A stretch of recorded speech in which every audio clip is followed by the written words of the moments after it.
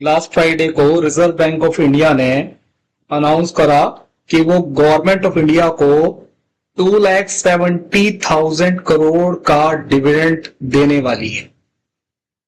और ये एक बहुत ही अच्छी खबर है। ये पैसा गवर्नमेंट ऑफ इंडिया अपने प्रोग्रेशन काम के अंदर इस्तेमाल करने वाली है। अपने जो भी जरूरत है कंट्री को रन करने के लिए उसमें पैसा यूज करने वाली है। तो आरबीआई जो कि एक नॉन प्रॉफिट ऑर्गेनाइजेशन है, ये क्या करती है, ये पैसा कैसे कमाती है, इसके पैसे कमाने का तरीका है, ये बहुत सारे बैंकों को लोन देती है। जितने भी बैंक है, एसबीआई हो गया, पीएनबी हो गया, इस तरह के जितने भी बैंक हैं, गवर्नमेंट बैंक को, पीएसयू बैंक को, इनको पैसा देती है। उनसे बैंक से पैसा इंटरेस्ट चार्ज करती है। दूसरा, आरबीआई क्या करता है, नोट्स छापते हैं। मान लीजिए 500 का नोट छापा, उसकी कॉस्टिंग 10 रुपए आई है, तो 490 का वो प्रॉफिट हो गया। और माध्यम है इसके पैसा कमाने के, आरबीआई के पास जो पैसा फंड कलेक्ट होता है, जो उसके पास पैसा है, उस पैसे को वो उठा के क्या करते, यूएस के बॉन्ड खरीद लेती है। और यूएस के बॉन्ड खरीदने के बाद जब उस पे यूएस बॉन्ड पे उसे ब्याज मिलता है। आरबीआई क्या करती है, और फॉरेक्स रिजर्व मेंटेन करना होता है हमें, यूएस बॉन्ड का फॉरेक्स, यूएस करेंसी का फॉरेक्स रिजर्व मेंटेन करना होता है हमें। तो फॉरेक्स रिजर्व बहुत सारे फॉरेन यूएस डॉलर परचेज कर रखे हैं। और जब कभी उसे लगता है कि यार डॉलर की, इंडिया रुपीस की स्टेबिलिटी मेंटेन करनी होती है, तो उसे वो बेच भी देती है। मान लीजिए कि $80 पे खरीदा डॉलर और $85 पे बेच दिया, तो इस तरह से भी कमाई करती है। तो ये सब कुछ एक और भी काफी सारे इनकम के तरीके हैं आरबीआई के, लेकिन कुछ प्रमुख आपको बता दिए। तो आरबीआई ने डिक्लेयर कर दिया है 2.7 trillion dividend government of India को। लास्ट फ्राइडे ही आरबीआई के गवर्नर ने ये बता दिया। ये पैसा आरबीआई को, मतलब ये पैसा कैसे कमाया आरबीआई ने, आरबीआई के अपने कुछ इनकम है, फिर खर्चे लेस कर देते हैं, कुछ प्रोविजन और बना देते हैं, और उसके बाद जो बच जाता है ना, वो सारा का सारा गवर्नमेंट ऑफ इंडिया को दे देते हैं। अब देखिए कैसे कमाया पैसा आरबीआई ने। RBI sold substantial dollar. RBI के पास बहुत सारे डॉलर हैं, डॉलर करेंसी रखनी पड़ती है, हर कंट्री रखती है डॉलर करेंसी। और इनके पास जब एक लिमिट से ज्यादा डॉलर हो गए या डॉलर के भाव ज्यादा बढ़ने लग गए, तो इनको डॉलर बेचने भी पड़ते हैं। तो सस्ते में डॉलर खरीदे और महंगे में अगर बेच दिए तो उससे प्रॉफिट कमाया।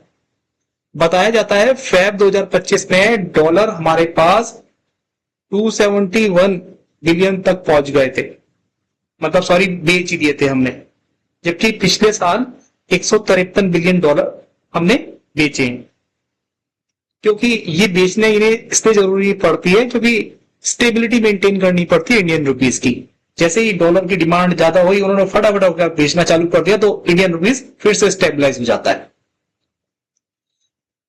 फॉरेन करेंसी मार्केट के अंदर अगर हम कहेंगे ना, हमने सबसे ज्यादा, आरबीआई ने सबसे ज्यादा जो है डॉलर बेचे इस बारी एशिया मार्केट के अंदर, जनवरी के अंदर। अच्छा, अब इसका गवर्नमेंट को क्या फायदा है? देखिए, गवर्नमेंट को ये जो पैसा मिलेगा 2,70,000 करोड़, ये अपने जो पर्पस है, गवर्नमेंट को सरकार रन करनी है, कंस्ट्रक्शन कराना है, रोड बनाने हैं, और सरकारी डिपार्टमेंट है, तो सरकार के भी अपने बहुत सारे खर्चे होते हैं। उन बहुत सारे खर्चों को चलाने के लिए सरकार को भी पैसा चाहिए। तो अभी ये 2,70,000 करोड़ इन्हें जैसे आरबीआई से मिला है, तो ये उसका इस्तेमाल अपने होने वाले अलग अलग खर्चों में करेंगे। बता देना चाहता हूं कि जो गवर्नमेंट ऑफ इंडिया का ये जो पैसे मिले हैं आरबीआई से, ये गवर्नमेंट को उसके फिस्कल डेफिसिट को करीबन 20 से 30 बेसिस पॉइंट से रिड्यूस हो जाएगा। मतलब जीडीपी जो है आपका, फिस्कल डेफिसिट जो है इस टाइम कितना है, 4.5 फिस्कल डेफिसिट है। तो इस पैसे को मिलने के बाद फिस्कल डेफिसिट जो है 4.2 आ सकता है। और आपको थोड़ा सा अगर और भी बताएं कि जो बजट जो आया था यूनियन बजट, उसमें क्या एक्सपेक्ट करा था, कितना बताया था, प्रोजेक्टेड था कि भाई करीबन 2.5 लाख करोड़ तक डिविडेंड मिल सकता है। किससे? आरबीआई से मिल सकता है और पीएसयू से मिल सकता है, ये बैंक वगैरह है।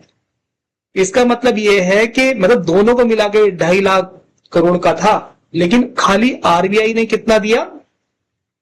2,70,000 करोड़ दे दिया। तो मतलब जो यूनियन बजट का एस्टिमेट था वो तो बीट कर दिया, लेकिन मार्केट में काफी सारे एक्सपर्ट ऐसे भी हैं जो ये सोच रहे हैं कि यार ये जो है ना करीबन 3.5 लाख करोड़ मिलना चाहिए था, ठीक है, लेकिन उसके हिसाब से तो कम मिला है। अच्छा, आरबीआई ने क्या और करा है कि इनको ना कंटिजेंसी रिस्क बफर मेंटेन करना होता है। तो पिछली बार जो कंटिजेंसी रिस्क रिजर्व जो मेंटेन कर रखा था इन्होंने पिछले साल 6.5% था, अब इन्होंने इस बार उसे बढ़ा के कितना कर दिया है? 7.5% कर दिया। अगर ये कंटिजेंसी रिस्क रिजर्व को ना बढ़ाते तो हो सकता था कि गवर्नमेंट ऑफ इंडिया को 3.5 लाख करोड़ का डिविडेंड बांट सकते थे। लेकिन चलो, इन्होंने आरबीआई ने अपनी बॉडी को भी सेटिस्फाई रखा, यार कुछ रिजर्व मेंटेन करके रखते हैं कि हमें भी आगे फ्यूचर में जरूरत पड़ सकती है, तो आरबीआई ने उस चीज का भी अपना पूरा ध्यान रखा। अब ये जो है ना, अब इससे देखो, इतनी लिक्विडिटी जब आएगी सरकार के हाथ में, जब पैसा आएगा तो सरकार भी उस पैसे को खर्च करेगी और इकोनॉमिकली माइक्रो इकोनॉमिक स्टेबिलिटी आएगी और गवर्नमेंट को सपोर्ट भी करेंगे ये पैसे उसके स्पेंडिंग के लिए। तो कहीं ना कहीं एक इकोनॉमी को बूस्ट मिला है और सरकार के पास पैसा आना एक अच्छी बात है, और सरकार भी उस पैसे को खर्च करेगी और एक इकोनॉमी का चक्का और स्मूथली चलेगा। तो ये वीडियो है। आपको अगर कुछ भी कमेंट हो, आपको कुछ भी अगर बताना चाहें, लाइक करना चाहें, कमेंट करना चाहें, तो प्लीज बताएं। मिलते हैं किसी और वीडियो में। Thank you.